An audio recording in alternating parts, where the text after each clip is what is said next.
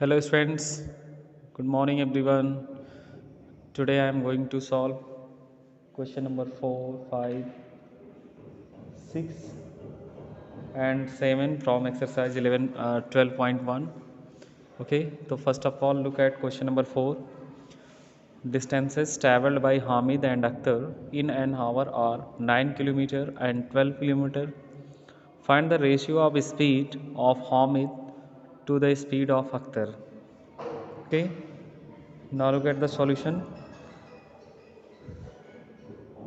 Friends, question number 4 में हामिद और अख्तर के द्वारा 1 घंटे में तय की गई दूरियां क्रमशः 9 किलोमीटर और 12 किलोमीटर दी गई हैं। हमें उनके स्पीड का रेशियो फाइंड करना है। तो जैसा कि हम देख रहे हैं इस क्वेश्चन में speed of Hamid is equal to 9 kilometre per hour and speed of Akhtar is equal to 12 kilometre per hour. So the ratio between their speed is equal to 9 upon 12. On calculation we had 3 3 is 9 and 3 4 is 12. So we get 3 ratio 4. This is the answer of the question. Okay, now look at the next question. Question number 5. Fill in the following blanks. 15 upon 18 is equal to that dash upon 6 is equal to 10 upon missing number. Okay, and so on. And there is one more question, are these equivalent ratio?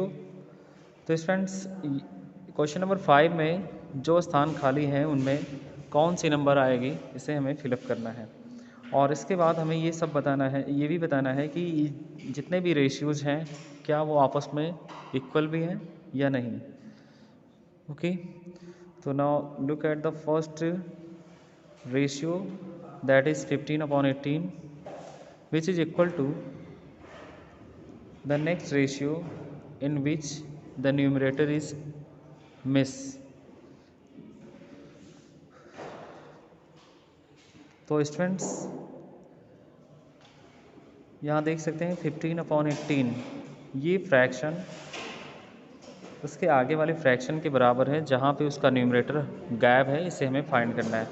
तो अब आपको ये देखना है कि 18 जो कि denominator यहाँ पे ऑलरेडी दिया है, न्यूमरेटर में फाइंड करना है। तो 18 को कौन सी नंबर से डिवाइड करने पर इसका रिजल्ट 6 के बराबर आया, तो उसी सेम नंबर से हम इसके न्यूमरेटर को भी डिवाइड कर देते हैं।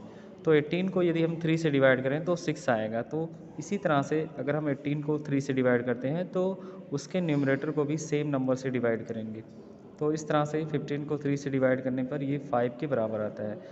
3 6 18 and 3 5 15। So 15 upon 18 is equal to 5 upon 6। Okay, तो similarly we find out the denominator of third fraction, which is 10, and their denominator is not given.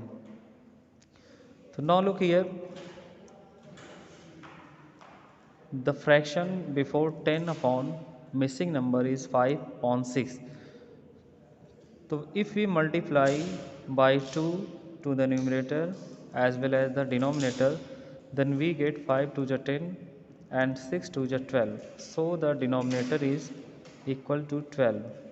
Okay, तो स्टूडेंट्स 5/6 जो फ्रैक्शन है, यदि हम इसके न्यूमरेटर और डिनोमिनेटर को 2 से मल्टीप्लाई करते हैं तो हमें 10/12 फाइंड हो जाता है। तो इसका मतलब जो इक्विवेलेंट फ्रैक्शन है 5/6 का वो 10/12 होगा, और इसका मतलब यहाँ पे डिनोमिनेटर इसका 12 हो जाएगा। तो इसी तरह से जो लास्ट है वो आप स्वयं इसको सॉल्व कीजिएगा इसी बेस पर।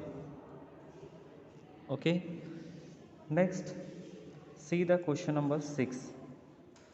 In question number 6, find the ratio of following. Number A 81 to 108 and number B is 98 to 63. Look at the solution of question number A. The given quantity is 81 and 108, so the ratio is equal to 81 upon 108.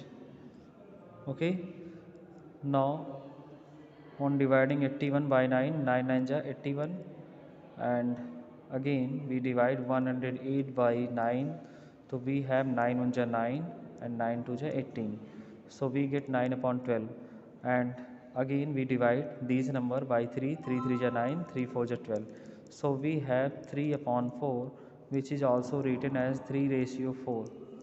Okay friends, so similarly we can find out the solution of 98 and 63. Okay, the ratio between 98 and 63 is 7 9 ja 63 and 7 1 ja 7, 7 4 ja 28. So it is equal to 14:9. This is the answer of question number B. So similarly you can also find out the remaining part of this question. Okay, and in question number 7, in this question find the ratio of the following.